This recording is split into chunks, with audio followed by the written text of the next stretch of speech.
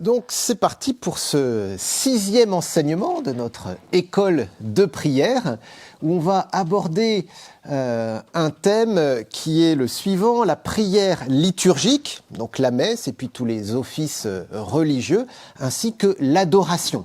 Donc ça va être un peu un topo sur une façon de prier assez concrète, voilà, et qui est une façon habituelle pour nous, notamment la messe, de prier, de nous entretenir avec le Seigneur, de nous laisser nourrir par lui. Juste avant d'aborder cela, quelques mots d'introduction sur ce qu'est une retraite, puisque nous sommes là pour 24 heures à l'écart, auprès du Seigneur.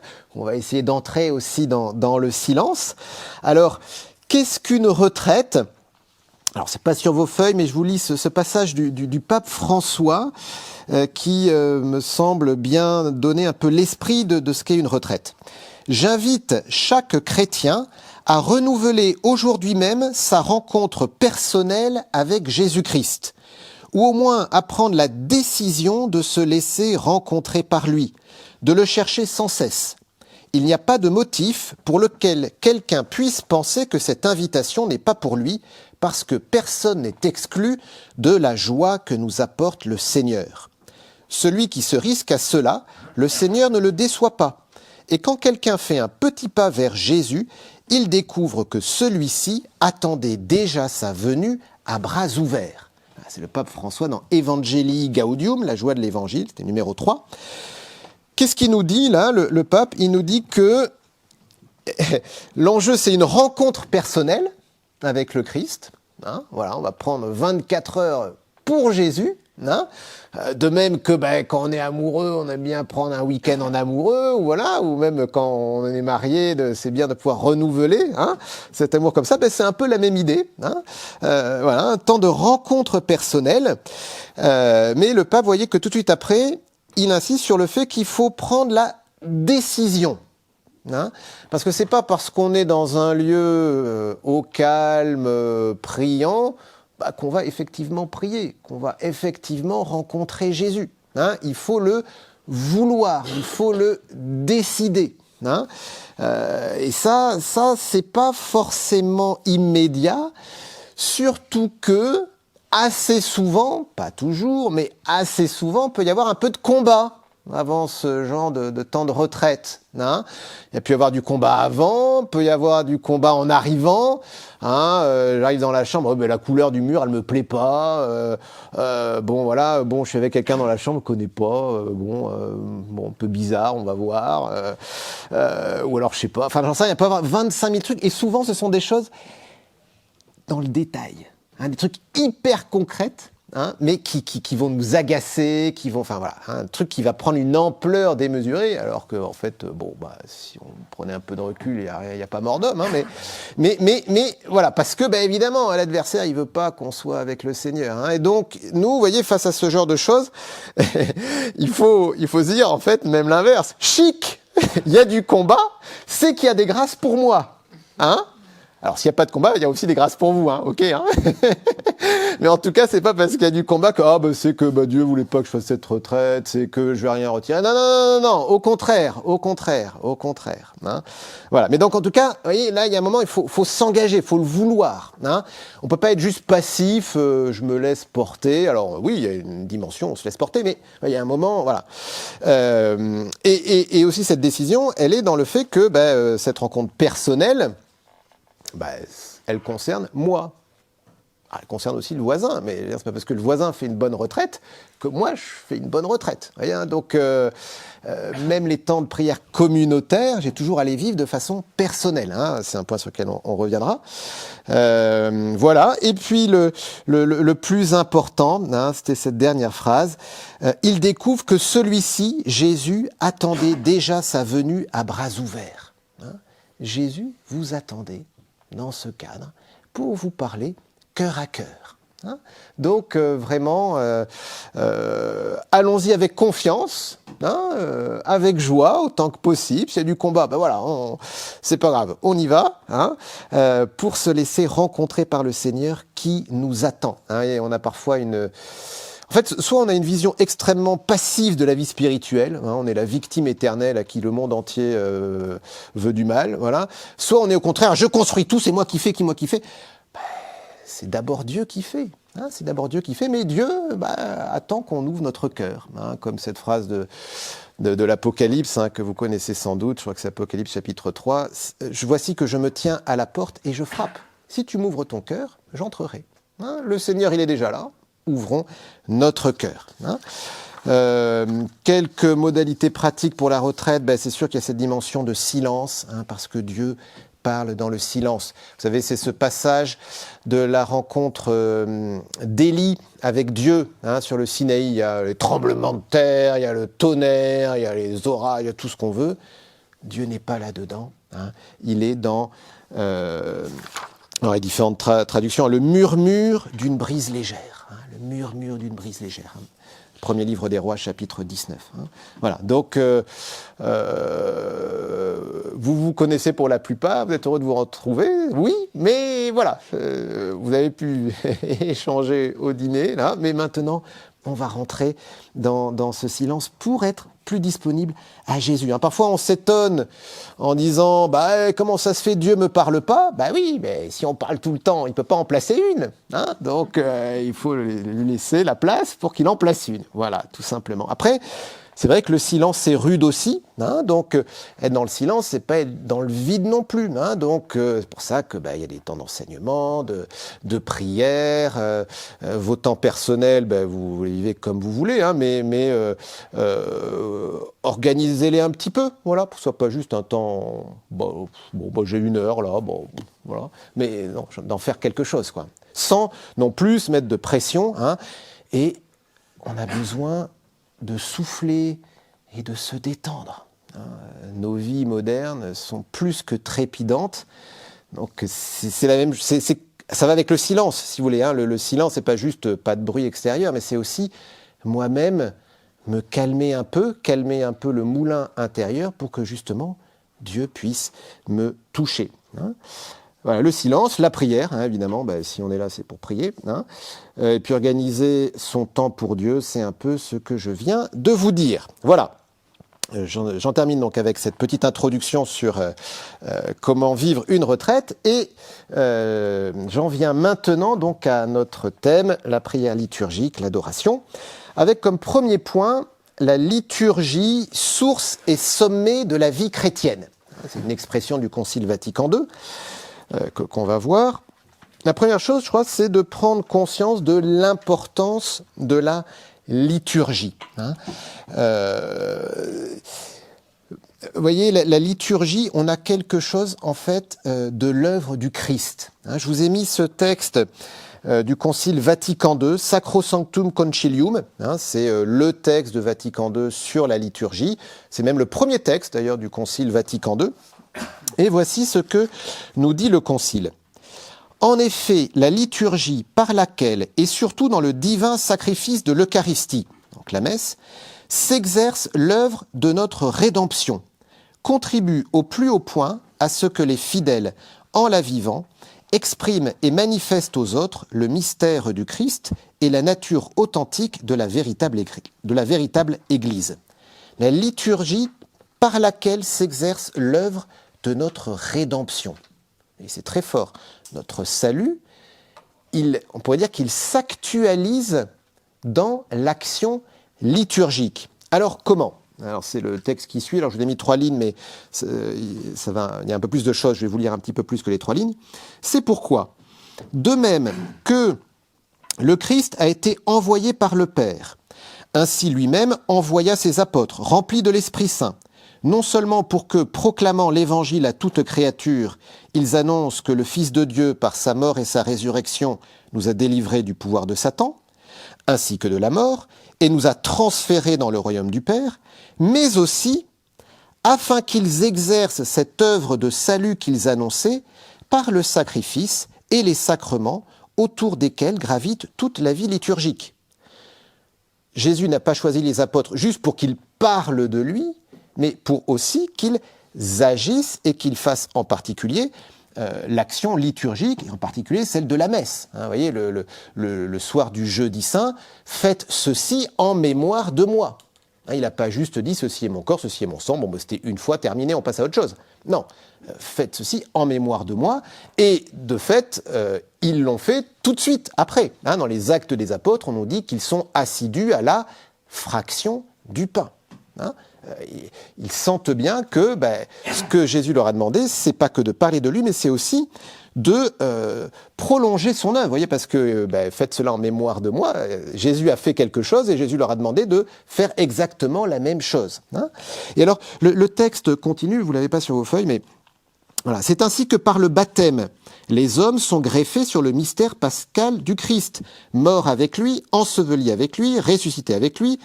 Ils reçoivent l'esprit d'adoption des fils dans lequel nous crions « Abba, Père ». Et ils deviennent ainsi ces vrais adorateurs que cherche le Père. Alors, il y a 25 000 citations bibliques, je ne vous les donne pas. Mais vous voyez, le baptême, quand on est baptisé, justement, on reçoit ce salut. On est plongé dans la mort du Christ pour ressusciter avec lui. On est de nouveau. Il y a cette nouvelle naissance qui se passe lors du baptême. Vous voyez, là, on a un sacrement, on a une action liturgique qui nous communique le salut. Voilà. Semblablement, chaque fois qu'ils mangent la scène du Seigneur, ils annoncent sa mort jusqu'à ce qu'il vienne. Première lettre aux Corinthiens, chapitre 11.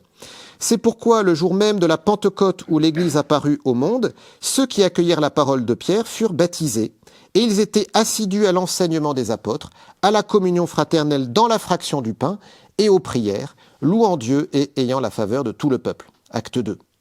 Jamais dans la suite, l'Église n'omit de se réunir pour célébrer le mystère pascal, en lisant dans toutes les Écritures ce qui le concernait, en célébrant l'Eucharistie, dans laquelle sont rendus présents la victoire et le triomphe de sa mort, et en rendant en même temps grâce à Dieu pour son don ineffable, dans le Christ Jésus, pour la louange de sa gloire. Vous voyez, cette œuvre de salut de Jésus, elle passe à travers les sacrements.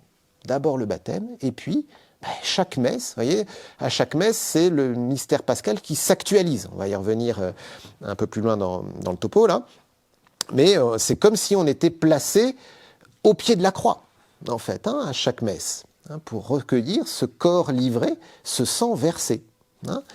On est aussi au jeudi saint, puisque c'est ce jour où ça a été institué. On est aussi au dimanche de Pâques, parce que ce corps et ce sang de Jésus que nous recevons, c'est le corps et le sang de Jésus vivant. Voilà, il n'est pas juste mort, Jésus, heureusement. Il est vivant, voilà, donc nous recevons ce corps ressuscité. Et c'est ce sacrement qui nous donne la vie. Vous voyez, dans Jean chapitre 6, ce grand discours sur le pain de vie, Jésus dit « Qui mange ma chair et boit mon sang a la vie éternelle ». Et cette vie éternelle, c'est l'objet du salut. Vous voyez, que donc en fait, ce salut que nous a acquis Jésus, il nous est transmis par les sacrements. Autre point qui souligne l'importance de l'action liturgique, c'est la présence de Jésus à son Église assemblée. Je vous lis le passage, Sacrosanctum Concilium. Pour l'accomplissement d'une si grande œuvre, le Christ est toujours là, auprès de son Église, surtout dans les actions liturgiques. Il est là, présent dans le sacrifice de la messe, et dans la personne du ministre, le même offrant maintenant par le ministère des prêtres, qui s'offrit alors lui-même sur la croix, et au plus haut degré sous les espèces eucharistiques. Il est présent par sa puissance dans les sacrements, au point que lorsque quelqu'un baptise, c'est le Christ lui-même qui baptise. Il est là présent dans sa parole, car c'est lui qui parle, tandis qu'on lit dans l'Église les Saintes Écritures. Enfin, il est là présent lorsque l'Église prie et chante les psaumes, lui qui a promis « Là où 2 ou 3 sont rassemblés en mon nom, je suis là au milieu d'eux ». Effectivement, pour l'accomplissement de cette grande œuvre par laquelle Dieu est parfaitement glorifié et les hommes sanctifiés, le Christ s'associe toujours l'Église, son épouse bien-aimée, qu'il invoque comme son Seigneur et qui, par la médiation de celui-ci, rend son culte au Père éternel. Par conséquent, toute célébration liturgique en tant qu'œuvre du Christ prêtre et de son corps qui est l'Église est l'action sacrée par excellence dont nulle autre action de l'Église ne peut atteindre l'efficacité au même titre et au même degré. Jésus, dans la finale de Saint Matthieu, nous dit « Je suis avec vous tous les jours jusqu'à la fin des temps ». Bon, C'est pas une parole en l'air. Et parfois on dit qu'on attend le retour de Jésus. Non, si je vous dis que je reviens, ça veut dire que je sors et puis donc il y a un moment d'absence. Là non, je suis avec vous tous les jours. Donc il est là, présent. Et on a plein de modalités de la présence du Christ. On a la modalité dans la communauté, là où 2 ou 3 sont rassemblés en mon nom, je suis là au milieu d'eux. Mais aussi dans les sacrements. Alors dans l'Eucharistie, c'est assez évident parce que c'est le corps et le sang de Jésus. Ceci est mon corps, ceci est mon sang. On croit à ces paroles. Voilà. Mais aussi, vous voyez que c'est lui qui agit. On dit que il est là dans la personne du ministre. Alors non pas que je me transforme en Jésus quand je célèbre la messe, mais vous voyez, quand je dis ceci est mon corps, je parle en jeu. Vous voyez, je prête mes lèvres à Jésus, on pourrait dire. C'est donc que le Christ agit à travers la personne du ministre. Pareil, avec la confession, je vous pardonne tous vos péchés, je le dis en tant que prêtre, mais c'est avant tout Jésus qui agit à travers cela. Ce qui fait que il y a cette phrase-là qui est parmi les origines du christianisme, quand lorsque quelqu'un baptise, c'est le Christ lui-même qui baptise. C'est pas Pierre, Paul ou Jacques qui baptise, c'est le Christ qui baptise. Vous voyez, le Christ qui est présent et qui agit lui-même. Présent dans l'Eucharistie, dans le ministre, dans l'Assemblée. Et c'est là où on voit que la liturgie, du coup, est une action commune du Christ et de l'Église. Parce que si personne célèbre le sacrement, il n'y a pas le sacrement, voilà. Et en même temps, à chaque fois, Jésus s'engage. Encore un autre point qui peut nous aider à prendre conscience de la valeur de la liturgie, c'est cette affirmation donc de Vatican II. La liturgie est le sommet vers lequel tend l'action de l'Église et en même temps la source d'où découle toute sa vertu. Car les labeurs apostoliques visent à ce que tous, devenus enfants de Dieu par la foi et le baptême, se rassemblent, louent Dieu au milieu de l'Église, participent au sacrifice et mangent la scène du Seigneur. En retour, la liturgie elle-même pousse les fidèles rassasiés des mystères de la Pâque à n'avoir plus qu'un seul cœur dans la piété. Elle prie pour qu'ils gardent dans leur vie ce qu'ils ont saisi par la foi. Et le renouvellement dans l'Eucharistie de l'alliance du Seigneur avec les hommes attire et enflamme les fidèles à la charité pressante du Christ.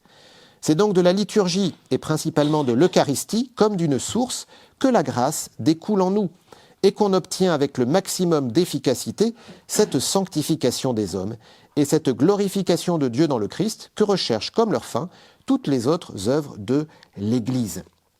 Vous voyez, sommet parce que c'est la louange par excellence. Il n'y a pas de plus grande louange à Dieu que d'offrir Jésus au Père, comme lui-même s'est offert à la croix au Père pour le salut des hommes. Donc c'est la louange par excellence. C'est le sommet, on ne peut pas imaginer plus grand. Et en même temps, c'est la source parce que toutes les grâces nous viennent du Christ. Et là, on a justement le Christ qui se donne à nous et qui se fait même notre nourriture. Vous voyez, pour qu'on mange la grâce, on pourrait dire. Vous voyez, voilà. Qu'on mange la grâce, qu'on la reçoive et puis qu'on la partage. Vous voyez aussi pour les œuvres de l'Église, pour l'évangélisation, pour que ce soit dans la vie, pour qu'ils gardent dans leur vie ce qu'ils ont saisi par la foi. Voilà. Alors, vous voyez, donc après avoir souligné l'importance de la liturgie, parce que c'est vraiment là où Dieu se rend présent, le Christ agit, le Christ nous donne sa grâce. De toute façon, la grâce, qu'est-ce que c'est ? C'est Jésus. Vous voyez, donc on reçoit Jésus, il n'y a pas plus grand. Après avoir souligné ça, un autre point sur une prière communautaire à vivre personnellement. Vous vous rappelez peut-être la définition de la prière de sainte Thérèse d'Avila. La prière n'est à mon avis qu'un échange intime d'amitié, où l'on s'entretient souvent seul à seul avec ce Dieu dont on se sait aimer. Alors on a souligné pas mal d'aspects de cette définition, l'échange intime d'amitié, dont on se sait aimer, voilà, c'est l'importance de l'amour dans la prière, mais vous voyez qu'elle dit aussi où l'on s'entretient souvent, alors l'importance de mettre la prière vraiment dans sa vie, dans le quotidien, souvent seul à seul, seul à seul. Alors ça, c'est vrai, mais pas que quand je suis moi dans ma petite chambre avec mon petit Jésus. hein, c'est vrai aussi dans une prière communautaire. Hein, je l'évoquais tout à l'heure, hein, mais voilà, j'ai forcément moi-même à m'engager hein, dans l'acte liturgique, dans la prière qui est dite à plusieurs, hein, et quelle que soit d'ailleurs la forme de prière, hein, que ce soit aussi bien la messe qu'un chapelet, qu'une louange. Hein, vous savez, on peut chanter des trucs, mais c'est pas parce qu'on chante des trucs que c'est une louange. Ça devient une louange parce que je le chante avec tout mon cœur dans cet acte de relation avec Dieu, d'adoration, d'action de grâce, etc. Voyez, hein, voilà. Et bien ça, c'est vrai de toute prière, et ça m'engage forcément personnellement. Ça m'engage personnellement, mais c'est vrai que ce personnel, il est toujours en lien avec la communauté. Hein, quand 2 ou 3 sont réunis en mon nom, je suis là au milieu d'eux. Et Jésus n'a pas appelé des personnes seules.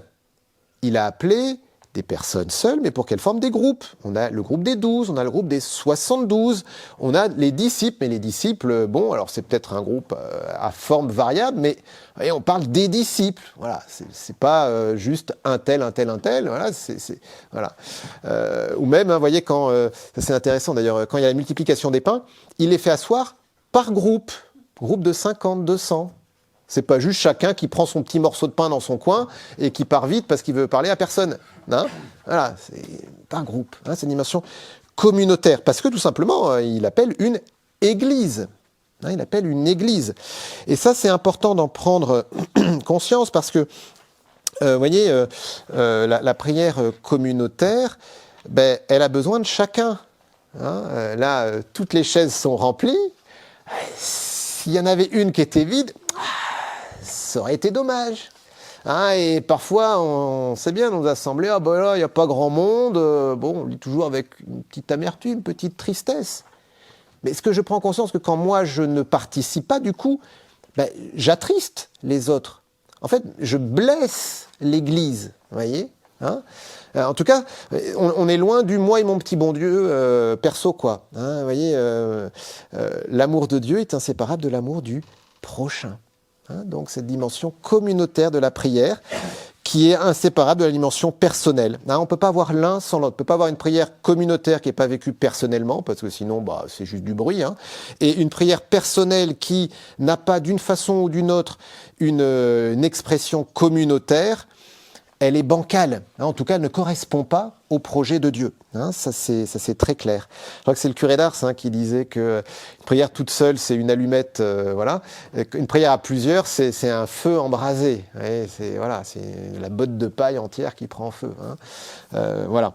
Même un ermite, tout seul dans sa grotte, il a une conscience très vive qu'il prie pour l'Église. Hein, et d'ailleurs, souvent, si les choses sont bien faites, c'est pas quelqu'un comme ça qui dit tiens, moi je vais vivre en ermite parce que j'aime personne et voilà. Mais c'est en général un religieux à qui le père abbé a donné l'autorisation et voilà, avec presque une mission en fait. Hein, voilà. Voilà. Je vous ai mis justement un peu sur ce lien entre les deux aspects, ce passage de Sacrosanctum Concilium 11. Mais pour obtenir cette pleine efficacité, il est nécessaire que les fidèles accèdent à la liturgie avec les dispositions d'une âme droite, qu'ils harmonisent leur âme avec leur voix, et qu'ils coopèrent à la grâce d'en haut pour ne pas recevoir celle-ci en vain. Confère 2 Corinthiens 6.1.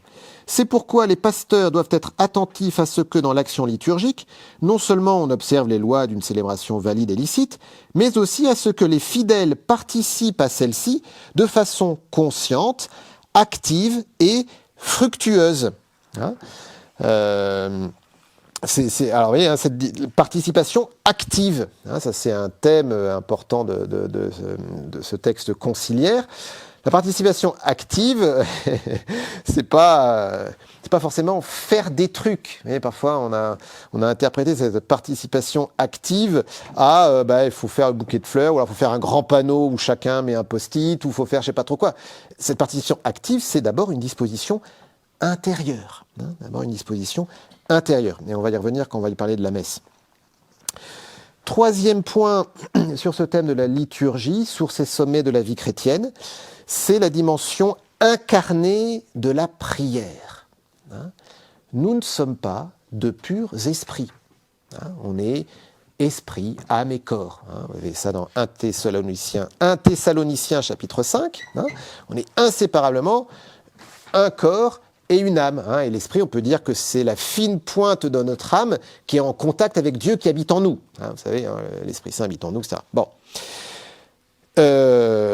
Notre religion, c'est la religion de l'incarnation. Dieu qui se fait homme.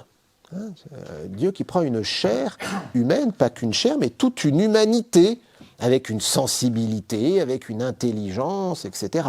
Hein, et évidemment, il peut y avoir une tendance à vouloir faire une religion pure, dégagée de tout sensible. C'était un certain Karl Barth qui disait non, moi je veux quelque chose, enfin je veux de la foi, mais je veux pas de religion. Voilà, la religion c'est mauvais, c'est péché, voilà.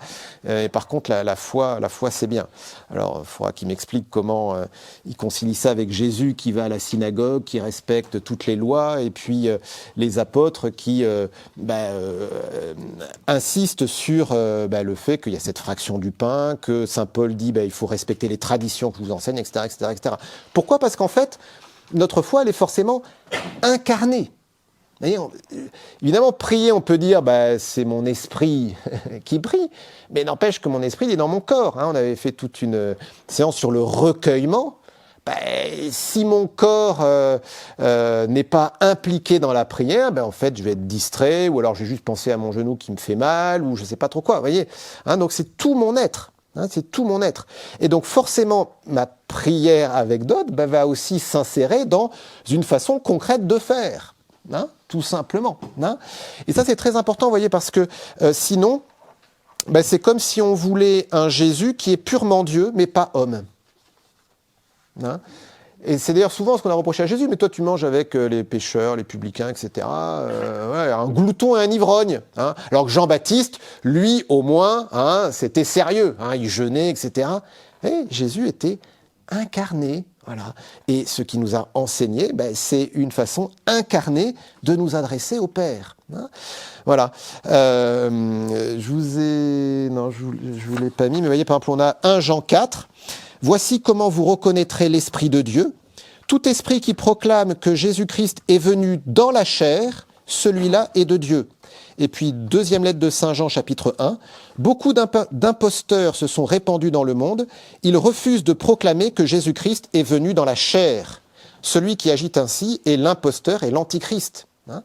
Et pour ça que c'est important, par exemple, sur les croix, qu'on ait Jésus. Enfin, on dit, non, il ne faut pas mettre Jésus sur une croix. Il est venu dans la chair ou il n'est pas venu dans la chair? Hein. On veut savoir rien d'autre, nous dit saint Paul, que Jésus est Jésus-Christ crucifié. Hein. Donc, cette importance, vous voyez, de ces gestes concrets, de ces signes concrets. Jésus, il prend du pain, il prend du vin, il multiplie des poissons, hein, il va toucher des malades pour les guérir. Hein, ce n'est pas juste des paroles comme ça, un truc évanescent. C'est toujours dans le concret, dans le concret. Je vous ai mis ce passage donc, du Concile.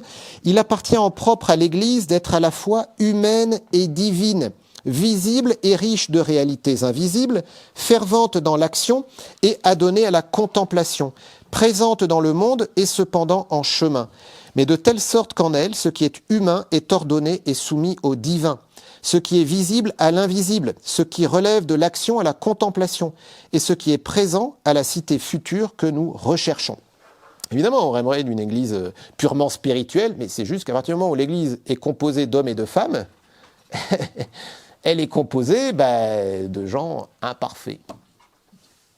Alors, je ne sais pas vous, mais en tout cas, moi, je me considère comme imparfait. Non, mais voilà, donc forcément, il y a des trucs, ça nous hérisse, mais Dieu veut passer par là. Dieu veut passer par là. Cette dimension incarnée de la prière explique aussi pourquoi la liturgie peut être un sujet aussi sensible. Hein? Combien de fois on se dispute sur des questions liturgiques, ce chant il me plaît pas, je préfère celui-là, là il n'a pas mis les mains comme il fallait, etc. Et pourquoi? Parce que justement, on est au cœur de l'incarnation. Et Jésus, on ne peut pas séparer son humanité et sa divinité. Et donc, on a l'impression que si on bouge un truc, de l'humanité du Christ dans notre action liturgique, eh ben on remet en cause toute sa divinité. Vous voyez, donc forcément ça nous prend aux tripes, parce que on est tous incarnés, et donc et c'est à travers notre incarnation que nous entrons en relation avec Dieu. Donc si on remet en cause la façon pour nous incarnés de prier, eh bien c'est terrible, parce qu'on a l'impression qu'on remet en cause Dieu lui-même. Voilà. Donc c'est pour ça que la liturgie jusqu'à la fin des temps sera un sujet sensible. Hein. Voilà. Hein, bon, mais il faut évidemment essayer de passer un peu au-dessus, en tout cas de prendre un peu de hauteur. Hein. Vous voyez dans le petit texte que je vous ai mis, hein, elle est humaine et divine, l'Église, mais ce qui est humain doit être ordonné et soumis au divin. Hein. Donc il y a quand même cette priorité du divin, et donc il ne s'agit pas de s'écharper pour des choses hyper matérielles et donc hyper contextuelles, contingentes. Voilà, il s'agit d'entrer dans la profondeur de ce que l'on veut vivre. Hein. Parce que, en fait, tout simplement, il ne faut pas mélanger le moyen et le but. Hein. Voilà, pas mélanger le moyen et le but. Hein. L'humanité de Jésus est un moyen pour aller à sa divinité, hein, mais on ne peut pas ne s'arrêter qu'à ça. Hein. Rappelez-vous par exemple Marie-Madeleine, quand Jésus lui apparaît ressuscité, ne me retiens pas. Voilà. Mon humanité, oui, elle est un moyen d'aller à ma divinité, mais ne reste pas juste à mon humanité. Et en même temps, ne nie pas mon humanité, etc. Bon, voilà. Prière incarnée. Incarnée que je reçois comment? Notamment à travers les mots que Dieu nous donne lui-même pour le prier. Hein, je ne sais pas si on prend conscience de cela, mais en fait, nos liturgies, elles sont à 80 ou 90% écrites à partir de paroles de la Bible. En fait, nous prions avec les mots mêmes que Dieu nous a révélés pour le prier. Hein, l'exemple par excellence, ce sont les psaumes. Hein, les psaumes sont des prières que Dieu a inspirées pour que nous nous adressions à lui. Mais en fait, c'est vrai de n'importe quel texte de la Bible, hein, Ancien et Nouveau Testament. Hein. Et voyez, Dieu nous donne les mots pour prier. Il nous donne les mots pour le prier lui-même, mots qu'il a lui-même assumés en son Fils, hein, Jésus, qui a prié avec ces mots-là. Voyez, hein. Alors ça a plusieurs conséquences. C'est que forcément, je ne choisis pas ces mots-là. Je rentre dans des mots qui me sont donnés, que j'accueille. Hein, voilà. Et l'importance de ne pas choisir, vous voyez, c'est essentiel, hein, parce que si je me mets à choisir, en fait, je me construis ma religion. Hein. C'est pour ça que un prêtre qui célèbre la messe, les lectures, elles sont là, quoi. Voilà, c'est pas tiens, moi aujourd'hui je suis inspiré, je vais prendre tel texte, parce que évidemment on peut faire ça, je veux dire, c'est pas forcément gênant. D'ailleurs, moi je prends des textes là et je vous parle à partir de textes que j'ai pris, mais si on ne fait que ça, en fait on se choisit les petits morceaux qui nous plaisent. Or, la parole de Dieu doit être prise dans son intégralité. Hein, et là, on a vraiment ce trésor, hein, vous voyez, dans les lectures de la messe, avec les lectures de semaine, les lectures du dimanche, avec année paire, année impaire pour les lectures de semaine, en première lecture, et puis ces années A, B et C pour les dimanches, pour qu'on lise vraiment pratiquement toute la Bible. Hein. Voilà. Et le prêtre doit parler sur, du coup, tous ces passages-là. Hein. Et pas faire son petit choix, sa petite cuisine, fabriquer sa petite religion à lui. Hein. Voilà. Ces mots sont les mêmes partout et pour tous. Ça souligne aussi l'unité de l'Église. Hein. On peut se dire, mais aujourd'hui, tout le monde a prié avec le même texte d'évangile. Voilà. Et alors ça, vous voyez, il y a deux dimensions avec ça. C'est l'effort de conversion, parce que c'est pas d'abord moi qui veut, qui demande, qui prend. C'est d'abord quelque chose à accueillir, hein, qui vient de Dieu, par cette médiation, voilà, de la liturgie, de l'Église. Hein. Et puis aussi cette dimension communautaire, voilà. Hein. C'est pas d'abord moi, mes soucis, mais c'est l'Église. Vous voyez, hein, ce qui fait que peut-être que le texte de la messe aujourd'hui, c'est pas forcément celui qui correspond le mieux à mon état intérieur. Mais justement, peut-être que je vais me décentrer de moi-même pour entrer dans ce que veut me dire le texte, et peut-être entrer dans une démarche d'intercession pour telle ou telle personne qui vit, peut-être plus précisément, ce que décrit le passage d'Évangile. Hein. Et l'autre aspect, c'est aussi une certaine simplicité, c'est-à-dire accepter de se laisser conduire. Hein. Accepter de se laisser conduire. Il y a une parole pour moi, voilà, ça c'est sûr, mais c'est pas moi qui la dérobe, hein, je l'accueille, hein, je l'accueille. Une belle image de ça, c'est la manne, vous savez, la manne dans le désert. Elle vient chaque jour, la manne. Et il y a des petits malins qui se sont dit « Hé, moi je vais en prendre un peu plus pour demain, je vais faire des provisions. » Vous savez ce qu'elle devient dans ce cas-là? Elle pourrit. Voilà. C'est pas moi qui fais mon petit stock, hein, c'est j'accueille ce que aujourd'hui le Seigneur veut me dire. Hein, voilà. Et puis l'incarnation, oui, je vous ai mis aussi ce petit passage. Bien que la liturgie soit principalement le culte de la divine majesté, elle comporte aussi une grande valeur pédagogique pour le peuple fidèle, car dans la liturgie, Dieu parle à son peuple.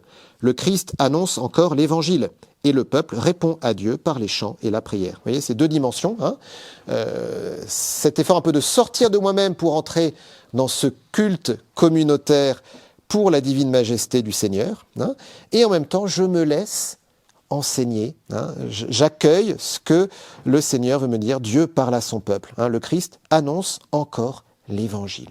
Hein, voilà. Alors, quelques mots sur l'office divin. Quelques mots sur l'office divin. Donc l'office divin, alors qu'est-ce que c'est? Alors c'est le nom générique qu'on utilise pour parler de ces différents offices qui scandent la journée. Hein. Je ne sais plus si c'est dans un psaume ou je ne sais plus où, dans un proverbe. 7 fois par jour, je te loue. Hein. Et ça, dès les origines de l'Église, et même déjà un peu dans le judaïsme d'ailleurs, hein, on a pris cela au sérieux. Hein, et donc, il y a des temps de prière pour chaque moment de la journée. Alors évidemment, ce sont essentiellement les moines, les moniales, les religieux, les religieuses qui vont prendre ces temps-là, mais évidemment, tous, hein, nous sommes invités à entrer dans cette prière hein, qui prend toute la journée. Hein, on avait d'ailleurs évoqué cela lors d'un enseignement pour un peu mettre la prière dans sa vie. Vous voyez, typiquement prier le matin, prier le soir, peut-être un petit quelque chose le midi, et puis avant de s'endormir, vous voyez, finalement, on retrouve un peu la même chose. Hein, donc, pour les noms de ces offices, on a les laudes le matin, hein, laudes, donc vous voyez, déjà le nom c'est louange, hein, la louange. Pour commencer la journée, on loue le Seigneur. Ensuite, on a 3 heures que parfois on regroupe, on n'en fait plus qu'une, qu'on appelle l'office de milieu du jour. Mais sinon, les 3 offices tirent leur nom du nom des heures romaines, hein, donc tierce, sexte et none. Hein, tierce, 3e heure de la matinée, sexte, 6e heure de la journée, donc qui correspond à midi, none, 9e heure de la journée, voilà, hein, donc un peu 15 heures de l'après-midi si vous voulez, hein, 9 heures, midi, 15 heures. Les vêpres, hein, vespera c'est le soir, hein, en latin. Voilà. Et puis les complis, hein, ça c'est à la fin de la journée. Hein, avec complis, il y a quelque chose de complet, voilà, la complétude, voilà, on achève la journée en se tournant vers le Seigneur. Et en plus de cela, il y a un office qu'on appelait avant les matines, maintenant qu'on appelle plutôt l'office des lectures, hein, qui est un office plus long, qui, comme son nom l'indique, comporte plusieurs lectures de l'Ancien Testament ou du Nouveau Testament, et puis des commentaires patristiques, hein, écriture et tradition, avec des psaumes et tout ça, voilà. Alors matine parce que en fait c'était dit au matin, voire même dans la nuit, hein, par les moines. Maintenant, bon, ça peut se dire un peu à n'importe quelle heure du jour, mais voilà. Hein, vous voyez, donc c'est de ça dont on parle quand on parle de l'office divin. C'est pas du tout réservé aux moines. Hein. Là, pendant ce temps de retraite, vous aurez l'occasion de participer à l'un ou l'autre office. Hein, et Vatican II a souligné le fait que tous les fidèles sont vraiment invités à entrer dans cette prière-là. Hein, cette prière des heures aussi, on appelle prière des heures. Hein, voilà. Prière des heures. Et d'ailleurs, il y a un certain nombre de paroisses qui proposent comme ça des laudes le matin, ou des vêpres, ou comme ça. Hein, voilà. Alors, de quoi s'agit-il? Le premier point que je vous ai mis, c'est qu'il s'agit d'une louange. Hein.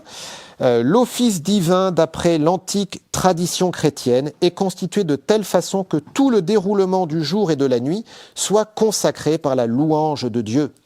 lorsque cet admirable cantique de louange est accompli selon la règle par les prêtres ou par d'autres, délégués à cela par l'institution de l'Église, ou par les fidèles priant avec le prêtre selon la forme approuvée, alors c'est vraiment la voix de l'épouse elle-même, l'Église, qui s'adresse à l'époux, le Christ. Et mieux encore, c'est la prière du Christ que celui-ci, uni à son corps, présente au Père. Alors ça, c'est ce qu'on appelle le Christ total. Et Saint Paul, dans la première lettre aux Corinthiens, prend l'image du corps pour parler de l'Église. Nous sommes un seul corps et le Christ est la tête. Et il y a aussi l'image de l'époux et de l'épouse, notamment Éphésiens 5. Voilà. Et donc, quand on dit que le Christ prie, ben oui, parce que le Christ est inséparable de l'Église. S'il y a les membres du corps, ben il y a aussi la tête. Un corps sans tête, ça se porte en général pas très bien. Et une tête sans corps, c'est pareil. Voilà. Donc, est-ce qu'on prend conscience que quand nous prions avec donc cette liturgie des heures, vous voyez, quand nous prions, donc c'est notamment les psaumes, eh bien nous prions avec le Christ. C'est saint Augustin qui a développé en particulier cette idée. Dans les psaumes ainsi que dans toutes les prophéties, nous avons coutume de ne pas prendre les choses à la lettre, mais de scruter à travers la lettre les mystères. Ce qu'il appelle les mystères, c'est ce qui concerne le Christ et l'Église. Votre charité n'a sans doute pas oublié que dans tous les psaumes, nous avons l'habitude d'entendre la voix d'un certain homme qui, dans son unité, renferme et une tête et un corps. La tête est dans le ciel, le corps est sur la terre. Mais le corps doit suivre la tête là où elle l'a précédé. Voilà, ce Christ total, corps et membres, enfin tête et membres, voilà, le Christ et l'Église. Jésus a prié les psaumes. Jésus a prié les psaumes. Donc quand nous les prions, eh bien, nous entrons dans la prière même de Jésus. Voilà. Et en entrant dans cette prière de Jésus, nous entrons dans cette prière et de la tête et des membres. Ça veut dire que nous la prions aussi pour tous les membres de l'Église, à dimension de l'intercession. C'est ce que je vous disais tout à l'heure sur le fait que peut-être que ce passage biblique ne correspond pas forcément à mon état intérieur du moment, mais je vais le prier pour les personnes qui sont dans cet état qui est décrit par ce psaume. Voyez ? Voilà, alors parfois ça peut correspondre, évidemment. D'ailleurs, dans les offices, on a des psaumes de différentes tonalités. Mais voilà, on entre dans cette prière de Jésus, dans cette prière de tout le corps de l'Église, de tous les membres de l'Église. Première lettre aux Corinthiens, chapitre 12. « Si un seul membre souffre, tous les membres partagent sa souffrance. Et si un membre est à l'honneur, tous partagent sa joie. » Et ça, c'est d'autant plus marqué actuellement que l'office des laudes, l'office des vêpres, on a une dimension d'intercession. On a des intercessions, puis d'ailleurs souvent, on laisse un petit temps de silence pour que des gens puissent donner une intention. Alors bon, parfois c'est fait, parfois c'est pas fait, bon, ça dépend aussi des contextes. Mais voilà, cette intercession, vous voyez, cette prière de tout, du Christ total, du Christ total, la tête et les membres. Alors, en 10-15 minutes, on va essayer de parler de la messe et de l'adoration. Alors, ça va être assez bref. Si vous voulez approfondir, j'ai fait une vidéo il n'y a pas très longtemps, justement, sur l'adoration du Saint-Sacrement, puis aussi son lien avec la messe. Voilà, je vais essayer d'aller un peu à l'essentiel. Alors, qu'est-ce que le Saint-Sacrement ? Le premier point, l'Eucharistie actualise le mystère pascal, c'est ce que je vous disais tout à l'heure. Le mystère pascal, c'est la mort et la résurrection de Jésus. Le corps et le sang de Jésus, à quel moment ils sont livrés et versés, c'est le vendredi saint. Le jeudi saint, c'est là où Jésus institue ce sacrement, donc il y a comme une anticipation le jeudi saint. Et puis, à chaque messe, on a une actualisation de ce qui s'est passé il y a 2000 ans. C'est rendu présent, c'est pas un nouveau sacrifice, il n'y a qu'un seul sacrifice, c'est celui du Christ, mais on est rendu à cet unique sacrifice, c'est toujours le Christ qui s'offre sur l'autel à son Père pour le salut des hommes. Voilà, on est rendu présent à cela. Voilà, évidemment, le gros chapitre sur la présence réelle, c'est Jean chapitre 6, qui mange ma chair, boit mon sang, à la vie éternelle.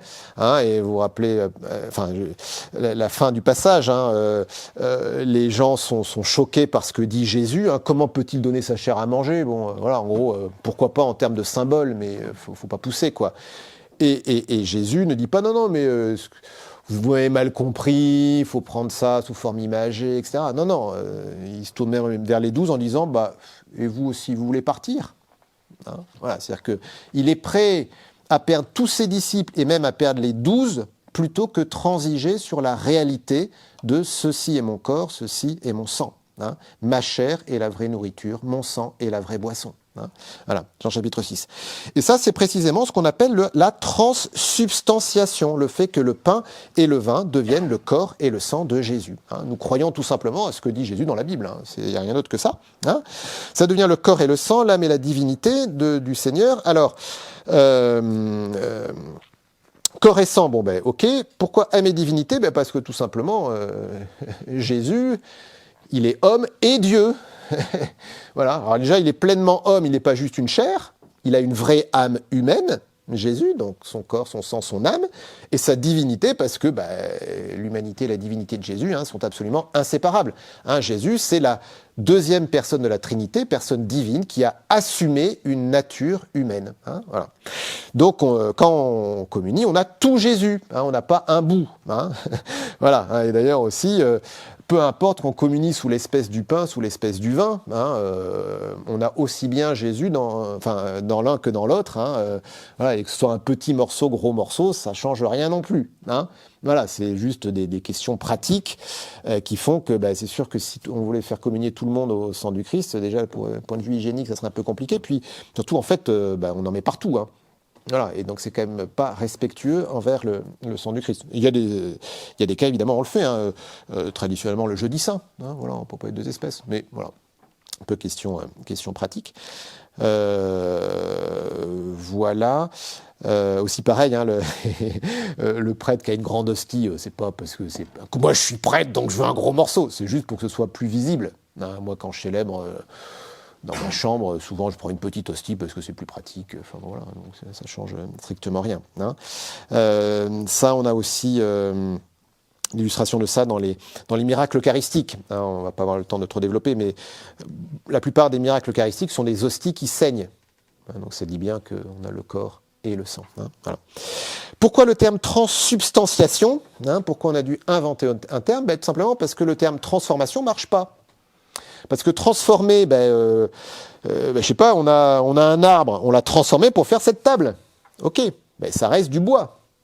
C'est du bois qui avait la forme d'arbre, qui a pris la forme d'une table. Or là, précisément, la forme, elle change pas. L'hostie, elle est ronde, elle reste ronde. Enfin, elle serait carrée, elle resterait carrée. Hein. Mais ce qui change, c'est ce que c'est. C'est-à-dire la substance. C'est-à-dire ce n'est plus du pain, ce n'est plus du vin. Voilà, ceci est mon corps. Voilà. Donc ça ne peut pas être une transformation, c'est une transsubstantiation. On a changé la substance, on a changé ce que c'est. Ce n'est plus du pain, ce n'est plus du vin. C'est le corps et le sang de Jésus, même si évidemment les apparences restent, et heureusement que les apparences restent, parce que sinon, je crois qu'on aurait du mal à aller communier. Non ? Quelques miracles eucharistiques comme témoignage de la réalité de ce qui se passe à la messe. Lanciano, Buenos Aires. Alors, on n'a pas trop de temps malheureusement. Lanciano, c'est un des plus anciens puisqu'il date des années 750. Hein, c'est en Italie. Et dans les années 70 et 80, on a fait des études sur cette hostie en fait qui pour le coup là a changé d'apparence, et puis sur le vin qui en fait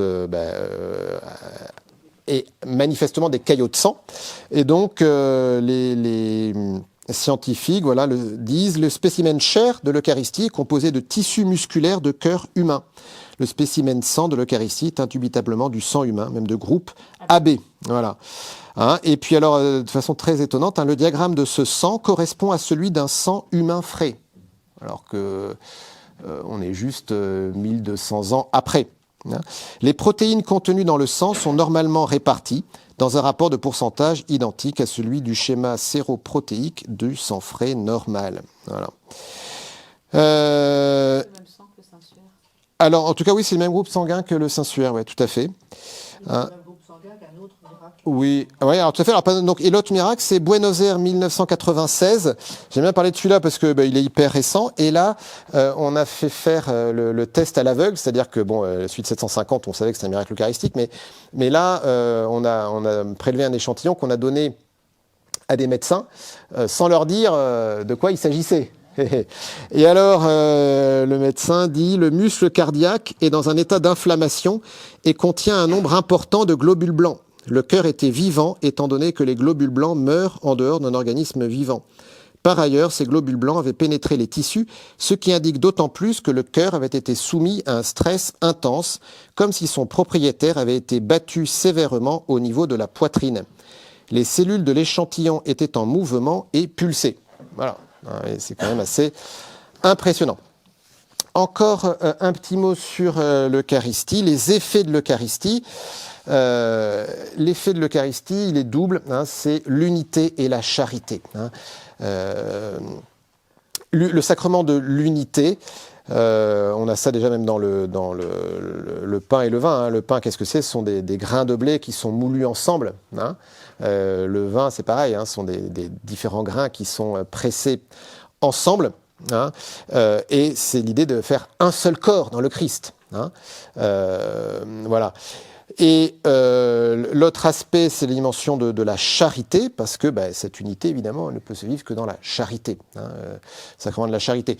On a ça dans la première lettre aux Corinthiens, au chapitre 11, où saint Paul a des mots assez forts en disant que si on ne discerne pas le corps, on mange et on boit sa propre condamnation.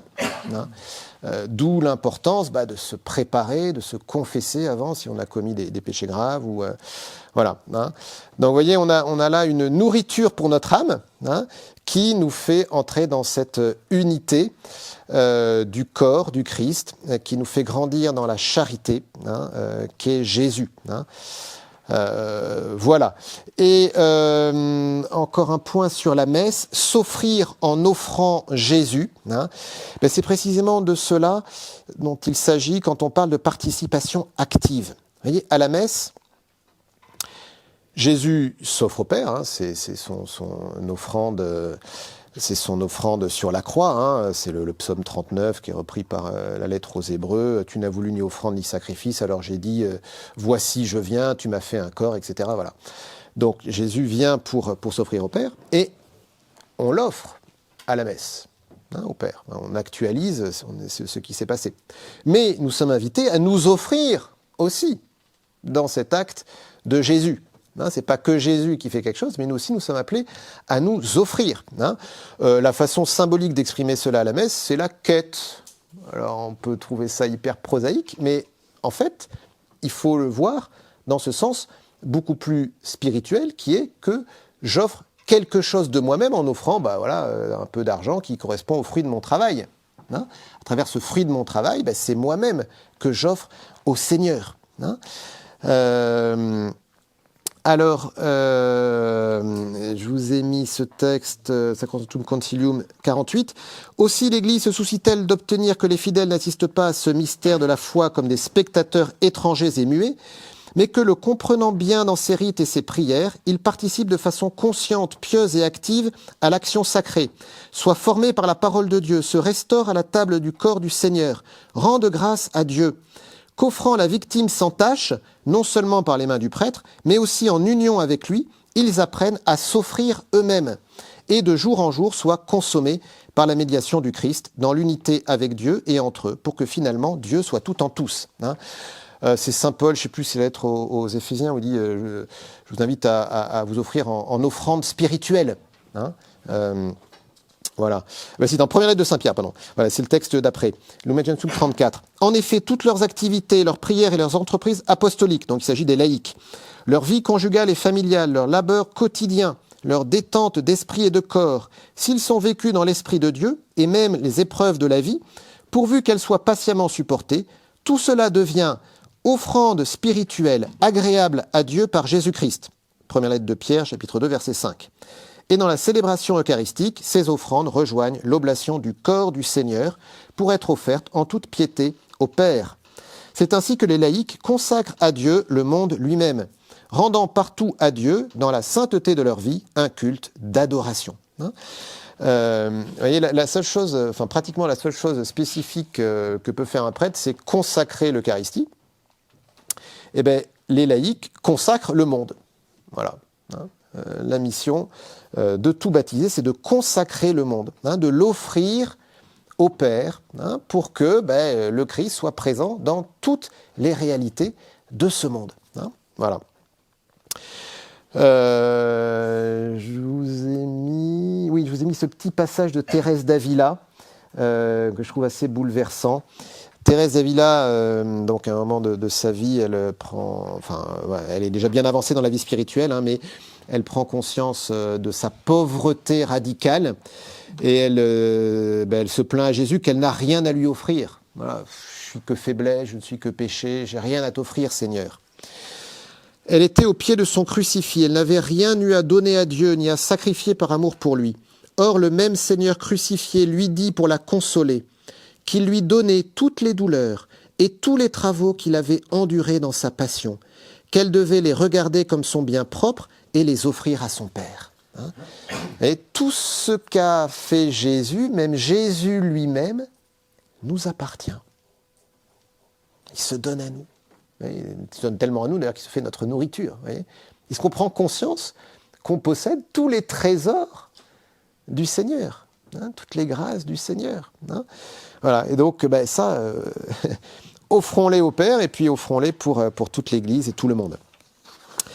5 minutes sur l'adoration eucharistique.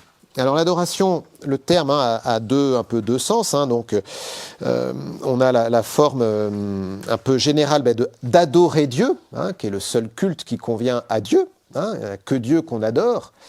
C'est de l'honorer pour ce qu'il est. Voilà, Dieu tout-puissant, créateur, voilà, tout ce qu'on veut. Et on a un sens plus particulier, qui est l'adoration eucharistique, où on va adorer Dieu sous la forme du Saint-Sacrement. Cette hostie consacrée, c'est Jésus. Voilà.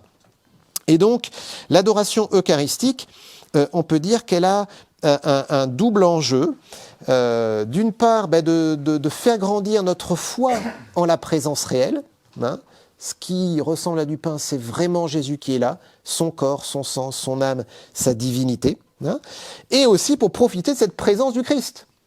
Jésus est là, et donc profitons de sa présence. Et en particulier, du coup, ça fait une prière assez extraordinaire, puisque là, on ne s'adresse pas à quelqu'un qui est dans les nuages, mais à quelqu'un qui est à quelques mètres de moi. Voilà. Avec cette phrase de saint Augustin, que personne ne mange cette chair sans d'abord l'adorer, nous pécherions si nous ne l'adorions pas. Ce n'est rien d'autre que cette phrase de Jésus que je vous ai déjà citée, « Je suis avec vous tous les jours jusqu'à la fin des temps ». Et donc là, on va passer un moment avec Jésus qui est là auprès de nous. Alors, comment vivre un peu concrètement une heure d'adoration ? Alors, je vous avais évoqué dans un topo précédent les différents tempéraments. Donc certains vont le regarder fixement, d'autres au contraire vont avoir même besoin de fermer les yeux. Ce qui est sûr, c'est que il ne s'agit pas de faire comme si Jésus n'était pas là, quoi. Alors je prends mon bouquin et puis non, Jésus qui est devant moi, donc voilà, ça colore ma prière. Donc c'est l'occasion déjà de l'adorer. Comme son nom l'indique, adoration du Saint-Sacrement. Donc, Seigneur, tu es grand, voilà, je t'adore, je te rends toute gloire, voilà. Et puis, ensuite, de lui parler comme on parle à un ami, surtout que là, il est à côté. Et, pas toujours, mais c'est vrai que quand même, il y a une grâce particulière de prier devant le Saint-Sacrement. Alors, exposé ou même non exposé dans un tabernacle, il y a souvent une paix plus grande, il y a quelque chose qui se passe. Et c'est peut-être là un moment où on peut particulièrement essayer d'écouter, pas juste parler, mais aussi écouter, avec toujours ces deux dimensions qu'on avait un peu évoquées, c'est-à-dire à la fois pas être juste dans le vide comme ça, hein, on n'est pas bouddhiste, hein, donc si vraiment il n'y a rien qui se passe, prenez votre évangile, prenez un passage, voilà, pour nourrir cette amitié. Et en même temps, nous ne sommes pas non plus des moulins à prière, hein, puisqu'on a Jésus qui est là, donc il faut lui laisser en placer une. Hein, voilà. On peut aussi intercéder, évidemment, hein, présenter à Jésus les personnes qui nous sont chères, mais soyons d'abord avec Jésus, hein. Passons pas juste un temps à lister des noms. Hein. Je ne sais plus si vous avez déjà cité cette phrase du Cantique des Cantiques, interprétée par Thérèse de Lisieux. Hein. Attirez-moi, nous courons. Hein, c'est un Jésus, si tu m'attires, toutes les personnes qui me sont liées vont courir à l'odeur de tes parfums. Voilà, hein. Donc, si moi je suis vraiment auprès de Jésus, tous ceux qui me sont liés sont auprès de Jésus. Voilà, intimité, simplicité, hein. Pauvreté, bonne volonté, hein. On prie aussi comme on peut, mais on s'y emploie de tout son cœur. Hein. Voilà, on n'est pas défaitiste, hein, mais on n'est pas non plus voilà, à montrer les biceps. Hein. Juste pour terminer, une citation, un petit texte, une petite histoire racontée par le père Marie-Eugène. Une religieuse avait été sœur tourière pendant 42 ans. Alors, ça n'existe plus vraiment, les sœurs tourières, mais c'était les sœurs avant la réforme Vatican II, qui s'occupaient de toutes les tâches matérielles. En particulier, faisaient les courses à l'extérieur. Voilà. Donc, une personne très active, en fait, hein, et qui avait moins de temps de prière au cœur que les autres. On la voyait avec son panier courir de côté et d'autre, et elle faisait remarquablement son métier. Elle me disait à la fin de sa vie, « Mon père, je ne puis faire de méditation. Je suis bien malheureuse parce que je ne puis même plus prier. »« Qu'est-ce que vous faites, ma sœur ? Je ne puis même plus dire le Notre Père. »« Et comment faites-vous ? Vous n'essayez pas. »« Oh si, j'essaie souvent. Mais voilà, quand je commence, je dis Notre Père, et quand j'ai dit Notre Père, je ne puis aller plus loin. C'est tellement beau qu'immédiatement, alors parfois je ferme les yeux, je force, je dis Notre Père qui êtes aux cieux, que votre nom soit sanctifié. Je ne puis jamais dépasser cela. Vous voyez que je ne puis pas faire oraison. » Et alors, le père Marie-Eugène continue, « Je me rendis bien compte que cette sœur, en disant le Notre Père, plongeait au sein de la Trinité Sainte. Je m'empressai de dire à la mère prieure, « Si vous voulez un petit cours de contemplation, demandez à votre petite sœur tourière comment elle le fait. » Voilà. Eh ben, on peut faire ça à l'adoration.